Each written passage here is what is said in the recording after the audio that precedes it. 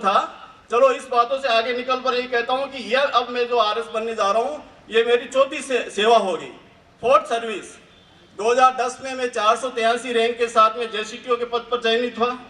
2012 में मैं 76 रैंक के साथ में तहसीलदार सेवा में चयनित हुआ, जो अभी मैं कार्यरत हूँ। और वर्तमान में मैं 11वीं रैंक के साथ में चयनित हुआ हूँ।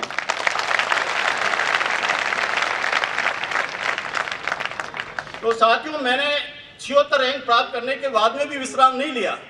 इस बार मेरी एकमात्र चॉइस आरएस थी। बहुत कम ऐसे विद्यार्थी होंगे जो एकमात्र चॉइस के लिए एग्जाम देते हैं।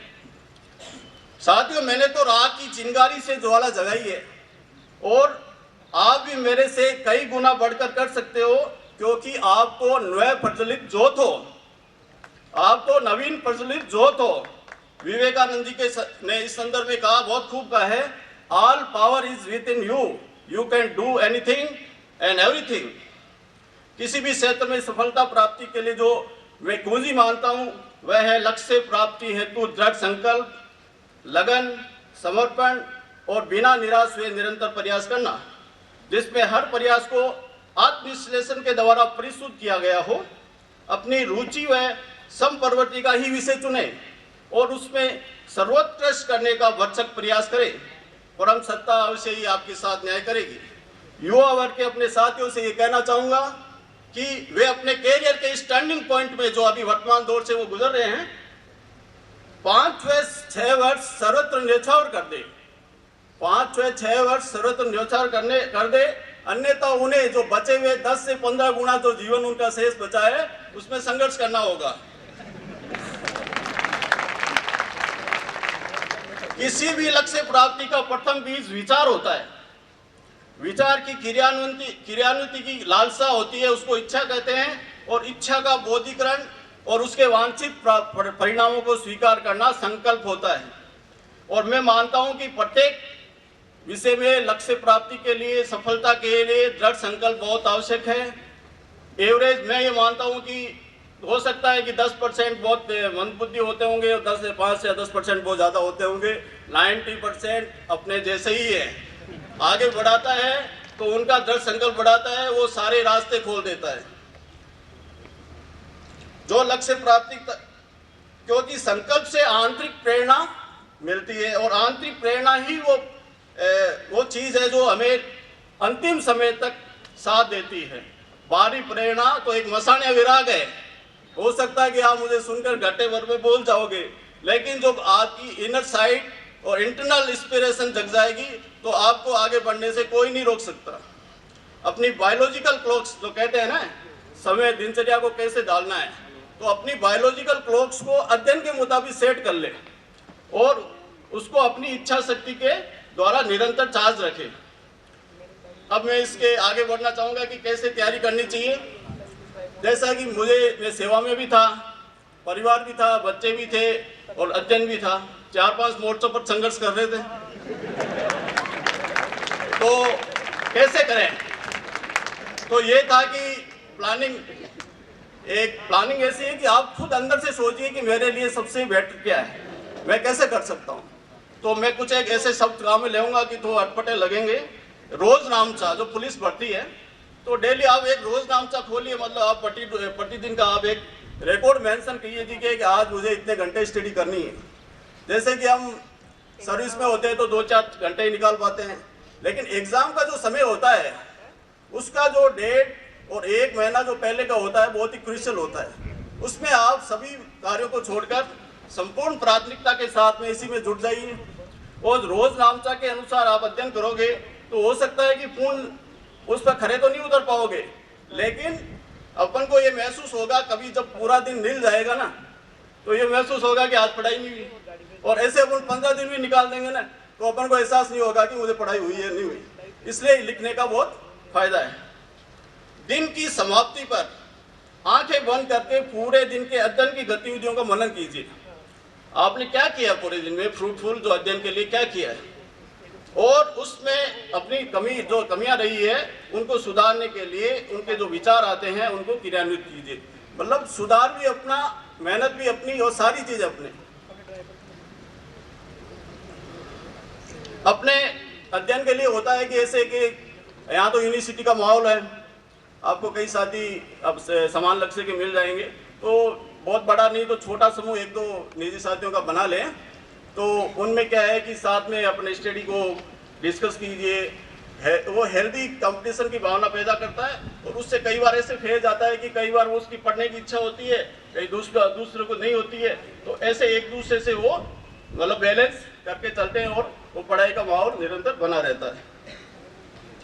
अक्सर ज्ञान प्राप्ति का हमारा नजरिया तोता शैली का हो गया है, मतलब रटन विद्या, हम जो आते हैं उसको वैसे ही पढ़ते हैं जैसे बुक्स में लिखा है, एडिशनल कोई इंफॉर्मेशन अपना थॉट्स विश्लेषण उसमें ऐड नहीं करते हैं, मतलब सूचनाओं का संकलन करते हैं और परीक्षाओं में उनके उसको वमन करते हैं, मतलब सूचनाओं को संकलन करके परीक्षा में वमन करते हैं। ये तोता शैली है ना, इसको हटा के अपन को प्रतियोगिता परीक्षा की जो आवश्यकता है वो कोयल शैली की है।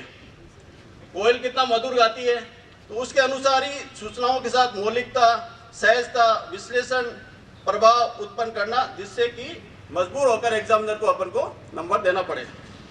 परीक्षाओं के 4 विभिन्न स्तंभ होते हैं अध्ययन के लिए। एक तो होता है रीडिंग और लिसनिंग, जो प्री के लिए बहुत आवश्यक है। आप बहुत पढ़िए, फैक्ट्स को, जो इम्पोर्टेंट फैक्ट्स को आइडेंटिफाई कीजिए। और मेंस की जो प्रमुख अंडरलाइन है वो है राइटिंग। जब तक आप लिखोगे नहीं तो एग्जाम में लिखने की आप ये गलतफहमी पालोगे कि मैं एग्जाम में लिख दूंगा, लेकिन वहाँ आपका जो ज्ञान है वो बिखर जाएगा और आपकी जो अभिव्यक्ति है वो आप संपूर्ण नहीं कर पाओगे। और स्पीकिंग इंटरव्यू की एक इम्पोर्टेंट स्किल है। हम ये पाते हैं कि अक्सर एक पेपर को देखते हैं और उसका विश्लेषण करते हैं तो उसमें 4 प्रकार के क्वेश्चंस पाते हैं। वो 4 प्रकार के होते हैं। एक तो बहुत सरल, जिसको मैं संज्ञा देना चाहूँगा रेबिट, बहुत मुलायम, सरल, सीधे। और एक पेपर देख के कोई भी कह देगा 8वीं का विद्यार्थी भी कि यार ये भी कोई क्वेश्चन आपके आते हैं क्या। फिर उसमें कुछ कठिन आएंगे जो डियर टाइप के होते हैं, मतलब हिरन कुलाचे मारेंगे, इधर उधर दौड़ेंगे, लेकिन आप उनको कवर कर सकते हो। फिर उससे अधिक कठिन आएंगे, वो होता है वुल्फ, भेड़िए टाइप, उनसे आपको संघर्ष करना पड़ेगा। और कठिनतम क्वेश्चन आते हैं जो सभी एग्जाम में होते हैं, मतलब 4 प्रकार के क्वेश्चन आते हैं। कठिनतम क्वेश्चन को मैं कहूँगा टाइगर टाइप। तो इनको सोल्व करने का कैसा तरीका रहना चाहिए, मतलब कलेक्ट रैबिट एंड डियर्स। पहले जो रैबिट्स और डियर्स को आप कलेक्ट कर लीजिए, कलेक्ट करके उनको लिख डालिए। गेट स्ट्रेंथ, उससे आपको शक्ति मिलेगी।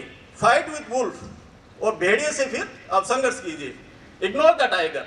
आप हमेशा ऐसा होता है कि जो यूनिवर्सिटी में अपन चुनौती लेने के चक्कर में टाइगर से भिड़ जाते हैं और लहूलुहान हो जाते हैं, और जो खरगोश और डियर किस्म के जो क्वेश्चंस है वो भी इधर उधर भाग जाते हैं। तो ये नहीं होना चाहिए। पहला जो चरण है उसमें अपन को जो बहुत अच्छी तरह से अपन को क्वेश्चंस आते हैं उनको सोल्व करना है। उन पर अपन को 1.5 घंटे में लग जाएगा कि उन पर अपनी पूरी पकड़ मजबूत हो गई है। फिर खोने के लिए क्या, कुछ नहीं, फिर तो अपन को जो वुल्फ है उनसे फाइट करना है, वो भी कुछ देंगे और टाइगर को नमस्कार करके आगे बढ़ना है। ये जो आरएस का नया पैटर्न है ये ऑलराउंडर गेम वाला है। मतलब अब जो ओपनर्स पहले स्कॉलर्स होते थे कि वो उससे बाजी मार लेते थे और वो जीके को ये मानते थे कि इसको तो कुछ नहीं, देख लेंगे 10-15 दिनों में, इससे तो कुछ होना जाना नहीं है। मेन जो गेम है, चाबी है, वो ये ओपनर्स है। लेकिन अब ऑलराउंडर गेम हो गया है। लगभग मैंने जोड़े हैं, कुछ एक दो विषय कम ज़्यादा हो सकते हैं। 16 पेपर्स निकल के सामने आते हैं इसमें। तो ऑलराउंडर गेम के लिए कोई समय विशेष, मतलब 1-2 महीने में तैयारी होने वाली नहीं है। और विशेष रूप से आपके लिए बहुत अच्छा अवसर है कि आप स्नातक कर रहे हैं, अध्ययन कर रहे हैं। इसके साथ साथ आप इसके जो जीके के रिलेटेड जो टॉपिक्स है, विषय है, उनको अभी से तैयार करना शुरू कर दें। और तैयार करने का में लगभग 1.5 साल लग जाता है। एक ऑप्टिमम लेवल, जो एक जनरलाइज या लेवल अचीव करने के लिए 1.5 साल का समय लग जाता है। तो इसमें अप्रोच, अब दोनों अप्रोच अलग है। एकेडमिक अप्रोच होती है अपन बॉटम टू टॉप, अपन A to Z शुरू करते हैं और पूरा उसको पढ़ के मतलब टॉप की ओर बढ़ते हैं। लेकिन जहाँ तक मैंने समझा है, हो सकता है मैं गलत भी हो सकता हूँ, लेकिन सामान्य बहुत सारे सब्जेक्ट है। एक विषय, एक विद्यार्थी ग्रेजुएशन लेवल पे 3 सब्जेक्ट को काबू में नहीं रख सकता, तो आरएस के 16 सब्जेक्ट को कैसे रखेगा। तो उसके लिए टॉप टू बॉटम स्ट्रेटजी होनी चाहिए। मतलब पहले आप कीवर्ड्स कोर ऑफ और area of importance of that subject उस पर मास्टरी कीजिए, और तत्पश्चात उस पर कम इंपॉर्टेंस की तरफ बढ़िए, तो उसमें एक ऐसा लेवल आ जाएगा कि आप वो एक सामान्य ज्ञान का ऐसा लेवल अचीव कर लोगे। तो प्री के बारे में संक्षिप्त रूप से समय जैसे कहा है, मैं बोलना चाहूँगा कि 150 क्वेश्चन होते हैं, और राजस्थान का विशेष वेटेज है, वो भले उसके कल्चर में हो, इतिहास में हो, अर्थव्यवस्था में हो, भूगोल में हो, करंट अफेयर्स में हो, 1/3 क्वेश्चन राजस्थान से आएंगे, और राजस्थान का यही मेंस में रहेगा। तो इसलिए राजस्थान को बहुत अच्छे से तैयार करना चाहिए, और इसकी भी जो इम्पोर्टेंसी है वो इंटरव्यू में भी बनी रहती है। तो मुख्य परीक्षा के बारे में मैं कहना चाहूँगा कि मुख्य परीक्षा में सफलता का सूत्र है, जो बहुतायत में अध्ययन करना नहीं है, विशिष्ट ढंग से प्रामाणिक अध्ययन व उसके लिखित प्रदर्शन में ही इसका जो सफलता का सूत्र छुपा हुआ है। अब बहुत सारे मेरे साथी मेरी बची हुई बातों को शेयर करेंगे। बहुत बहुत शुभकामनाएं सभी को। मैं चाहूँगा कि अगली बार आप भी यहाँ आके संबोधित करें।